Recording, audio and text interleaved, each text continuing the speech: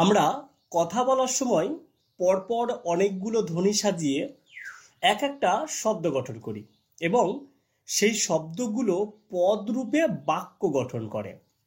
দেখো, একটা শব্দে কতগুলো ধ্বনি আছে তাকে আলাদা করে দেখানোকেই বলা হয় বর্ণ বিশ্লেষণ। তাহলে আজকে আমরা আলোচনা করতে চলেছি বাংলা ব্যাকরণের একটি বিশেষ অধ্যায়, বর্ণ বিশ্লেষণ। বিগত দিনের বিভিন্ন পরীক্ষায় দেখা গেছে বর্ণ বিশ্লেষণ থেকে একটা প্রশ্ন এসেছে। যখন প্রশ্নের মান ছিল 2, স্কুল সার্ভিস কমিশনের পরীক্ষাতেও বর্ণ বিশ্লেষণ থেকে প্রশ্ন আসতে দেখা গেছে। আমার মনে হলো এই বিষয়টা তোমাদের সামনে শেয়ার করা দরকার, অর্থাৎ করিয়ে দেওয়া দরকার আছে। তাই আজকে মূলত বাংলা ব্যাকরণের এই বিশেষ অধ্যায় বর্ণ বিশ্লেষণ নিয়েই আলোচনা করতে চলেছি। দেখো, এই বর্ণ বিশ্লেষণ আসলে কি, এই বিষয়টা বলার আগে দুটো কথা বলি। তোমাকে যদি জিজ্ঞাসা করতাম তুমি কেমন আছো, তুমি কি উত্তর দিতে? ভালো, তাই না? তুমি উত্তর দিতে ভালো। আচ্ছা, এই ভালো শব্দটাকে একটু বিশ্লেষণ করো তো, আমরা কি পাবো? দেখো, আমরা পাবো ভ যোগ আ যোগ ল যোগ ও, ভালো। ঠিক? দেখো, এইভাবে যে বিশ্লেষণ করলাম না, এটাকেই আমরা বলছি বর্ণ বিশ্লেষণ। বিষয়টা ক্লিয়ার? তাহলে বর্ণ বিশ্লেষণ হচ্ছে একটা শব্দে কতগুলো ধ্বনি আছে সেগুলোকে বিশ্লেষণ করাই হচ্ছে বর্ণ বিশ্লেষণ। এবার আমরা তাহলে একটু সংজ্ঞাটা দেখার চেষ্টা করি। দেখো, প্রতিটি শব্দে স্বর ও ব্যঞ্জন বর্ণের অবস্থান ক্রম অনুযায়ী বর্ণগুলির পৃথকীকরণের নাম বর্ণ বিশ্লেষণ। তাহলে এক কথায় বলবো, ধ্বনিগুলোকে আলাদা করা। বিষয়টা ক্লিয়ার? আচ্ছা, আমরা একটা উদাহরণ দেখেছিলাম ভালো, একে ভেঙে দেখিয়েছিলাম, এইটাকে বলেছিলাম বর্ণ বিশ্লেষণ। দেখো, এই বর্ণ বিশ্লেষণ করতে হলে আমাদের কতগুলো নিয়ম মেনে চলতে হয়। সেই নিয়মগুলো মানলে বর্ণ বিশ্লেষণ করাটা একদম সঠিক হবে। আমি চাইবো তোমরা নিয়মগুলোকে আগে একটু পড়ে রাখো। দেখো, আমরা তো সচরাচর পারি বর্ণ বিশ্লেষণ করতে, তবুও কিছু ক্ষেত্রে আমাদের একটু সন্দেহ জাগে, মানে আমরা সন্দিহান হয়ে পড়ি যেটা ঠিক হলো তো। তাই যাতে আমাদের ভুল না হয়, আগামীতে 1-এ 1 নম্বর পেতে পারি, তার জন্য আমাদের এই নিয়মগুলোকে অবশ্যই দেখতে হবে। আচ্ছা, কি সেই নিয়ম? দেখো, প্রথম নিয়ম, বর্ণ বিশ্লেষণ করার সময় শব্দের ধ্বনিগুলিকে বানান অনুসারে পরপর যুক্ত করতে হবে, আর সেটা অবশ্যই প্লাস চিহ্ন দিয়ে, অর্থাৎ যোগ চিহ্ন দিয়ে লিখতে হয়। যেরকম ভালো, দেখো ভ যোগ আ যোগ ল যোগ ও। বিষয়টা ক্লিয়ার হয়ে গেলাম? তাহলে প্রত্যেকটাকে যোগ চিহ্ন দিয়ে আমরা লিখব। আচ্ছা, 2 নম্বর নিয়ম, বর্ণ বিশ্লেষণের সময় বানান অনুযায়ী করতে হবে, মানে তুমি তোমার ইচ্ছে মতো করতে পারবে না। আচ্ছা, বিষয়টা কেমন? যেমনটা লক্ষ্য করো, দেখো ভালো বানান, ভয় আকার লয়ে ওকার, তাই তো? এই ভালো শব্দের পরিবর্তে আমরা যদি লিখতাম ভয় আকার ল ভালো, এরকম লিখলে কিন্তু চলবে না। তার কারণ, তাহলে বর্ণ বিশ্লেষণে ভুল হবে। দেখো, এক্ষেত্রে উচ্চারণটা একই থাকবে, কিন্তু বর্ণ বিশ্লেষণটা বদলে যাবে। একটু লক্ষ্য করো, ভালো যখন ভাঙছি আমি, ওকার যেটাই আছে, যেটা ভাঙছি ভ যোগ আ যোগ ল যোগ ও, কিন্তু যখন ভয় আকার ল ভালো এটাকে ভাঙছি, তখন আমরা কি পাচ্ছি? ভ যোগ আ যোগ ল যোগ অ, তাই না? তাহলে দেখো, ও আর অ, এই যে পরিবর্তনটা, এই ধরনের পরিবর্তন কিন্তু এসে যাবে। তাহলে যে বানান থাকবে আমরা সেই বানানটাকে লিখবো এবং সেটাকেই বিশ্লেষণ করার চেষ্টা করব। চলো পরের নিয়মে, বর্ণ বিশ্লেষণের সময় খণ্ডের ত, অর্থাৎ আশ্রয়ভাগী যে ব্যঞ্জনগুলো, যেমন অনুস্বর, বিসর্গ, এগুলো ছাড়া অন্য সব ব্যঞ্জনের তলায়, স্বরবর্ণ নয় কিন্তু, ব্যঞ্জনের তলায় হস চিহ্ন অর্থাৎ হসন্ত চিহ্ন অপরিহার্য দিতেই হবে। ঠিক আছে? এটি না দেওয়া এক প্রকার মারাত্মক ভুল, তবে খণ্ডের তয়ের বদলে কোনো কোনো ক্ষেত্রে ত লেখা যেতে পারে। তোমরা উপরের দিকে উদাহরণ দেখো, ভয়ের নিচে হসেন রয়েছে, তাই না? লয়ের নিচে হসেন্ত রয়েছে। তাহলে এই যে হসেন চিহ্নগুলো অবশ্যই কিন্তু লিখতে হবে, এটা না লেখা এক প্রকার মারাত্মক ভুল। আচ্ছা, এবার চলে যাচ্ছি আমরা পরের নিয়মে। শেষ ব্যঞ্জনে আকার, হস্যই বা দীর্ঘইকার, হস্যু বা দীর্ঘকার, একার বা ঐকার, ওকার বা ঔকার অর্থাৎ কারগুলো যদি না থাকে এবং হস চিহ্নটা আগে থেকে যদি দেওয়া না থাকে, তবে ব্যঞ্জনের পরে অ আছে এটা ধরে নিতে হবে।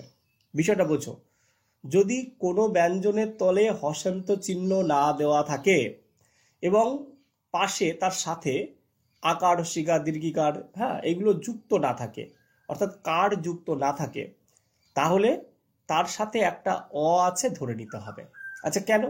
আমরা যখন ক উচ্চারণ করি, ক, অ আসছে, চ আছে, এর তলে যদি হসেন না থাকে এবং পাশে যদি আকার, হস্যিকার, দীর্ঘিকার, হস্যকার এগুলো না থাকে, তাহলে অ আছে এটা ধরে নিতে হবে এবং এতে আমরা উচ্চারণ যেভাবেই করি না কেন তাকে কিন্তু বসাতে হবে।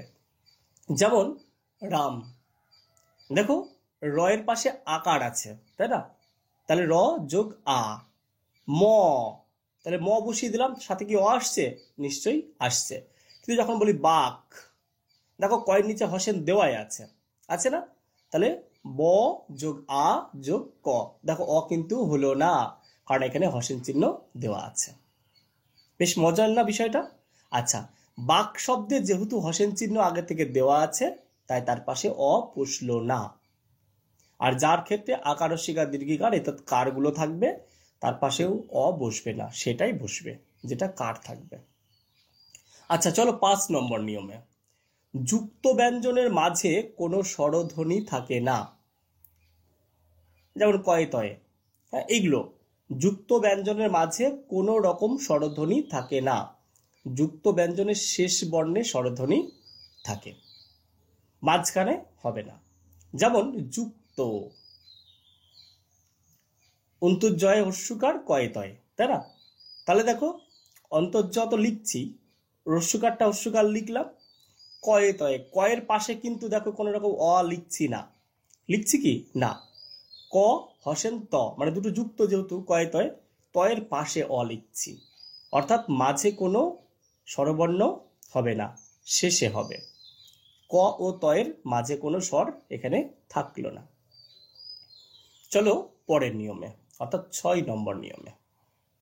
রেপ চিহ্ন যে ব্যঞ্জনের মাথায় থাকবে তার ঠিক আগে র বসাতে হবে, মনে থাকবে, ঠিক আগে র বসবে। আচ্ছা, বিষয়টা কেমন? অর্ক, অর্ক উচ্চারণ করো, অর্ক, তাহলে অ যোগ র যোগ ক যোগ অ, অর্ক। ঠিক আছে, রেফটা ছিল কয়ের মাথায়, তার আগে বসে গেল, তর্ক একই রকম। ঠিক আছে, তাহলে যে ব্যঞ্জনের মাথায় রেফ চিহ্ন থাকবে তার পূর্বে বসবে র। চলো পরের নিয়মে। র ফলা যার তলায় থাকবে তার পরে র হবে। দেখো রেফ থাকলে আগে আর জ ফলা থাকলে, র ফলা থাকলে পরে।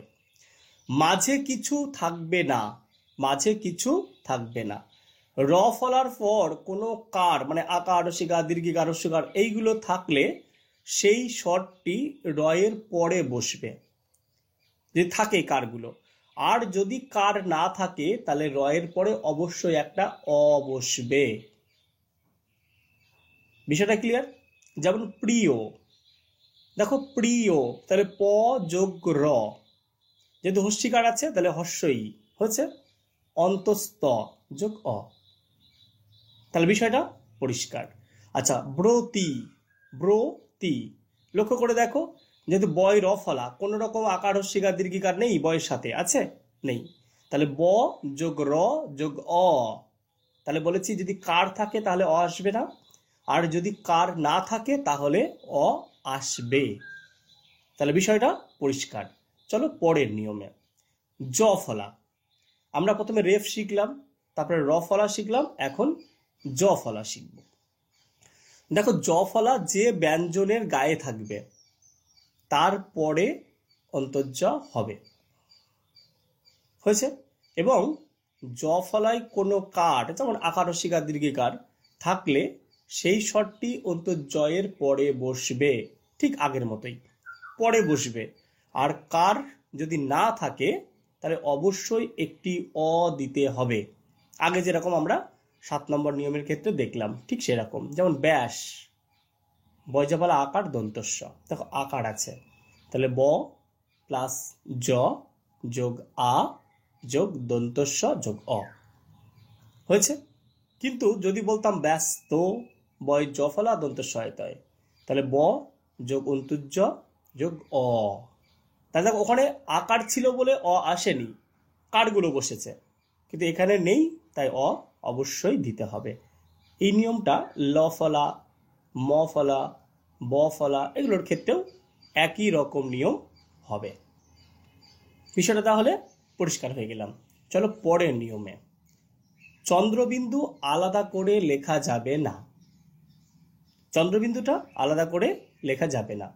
চন্দ্রবিন্দু স্বরের মাথায় থাকে, ব্যঞ্জনের মাথায় নয়।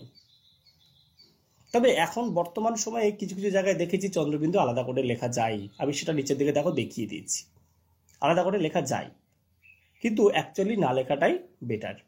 চাঁদ, চ যোগ আ, চাঁদ আকার, আয়ের মাথায় চন্দ্রবিন্দু দিয়েছি, দেখেছো, দ যোগ অ। কিন্তু এখন এইভাবেও লেখা যাচ্ছে, যেমন 20 ক চন্দ্রবিন্দু যোগ হস্যকার যোগ দয় শূন্যরা যোগ হর্ষয়, এইভাবেও লেখা যাচ্ছে এখন। তাহলে আমরা যে লেখা যাবে না প্রথমে বললাম, অথচ দেখো এইভাবে এখন বর্তমান সময়ে লেখা যাচ্ছে। এক্ষেত্রে ভুল হওয়ার সম্ভাবনা কম, তবে আমি বলবো প্রথমটাকে আমাদের অনুসরণ করা শ্রেষ্ঠ হবে। আচ্ছা, চলে যাচ্ছি পরের নিয়মে। অনুস্বর, বিসর্গ এগুলোকে স্বরের সাথেই লেখা উচিত। এরা আশ্রয়ভাগী ব্যঞ্জন, পূর্ববর্তী স্বরের আশ্রয়ে এরা ব্যবহৃত হয়।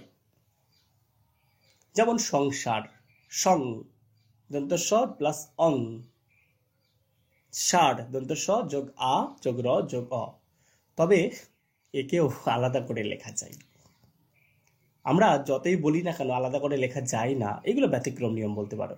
9-10 এদেরকে আলাদা করে লেখা যায় এবং নম্বরও পাওয়া যায়। আমি দেখেছি নম্বরও পাওয়া যায়, বিভিন্ন অথেন্টিক বইতেও এগুলো এরকম করে লেখা আছে। তাহলে আমরা 10টা নিয়ম দেখে নিলাম আমাদের এই যে বর্ণ বিশ্লেষণ করার ক্ষেত্রে যেগুলো খুব দরকার। লাস্ট দুটো ব্যতিক্রম নিয়মের মধ্যেই পড়ে, এটুকু ধরে নিতে পারো। বাংলা একাডেমি বানানবিধি চালু হওয়ার আগে অনেকগুলো যুক্ত ব্যঞ্জনের পৃথক রূপ প্রচলিত ছিল, কিন্তু বর্তমানে যুক্ত ব্যঞ্জন লেখার রীতিতে কিছুটা পরিবর্তিত হয়েছে। এখন আমাদের দেখে নেওয়া দরকার কোন কোন যুক্ত ব্যঞ্জন কোন কোন ব্যঞ্জন নিয়ে গঠিত হয়েছে।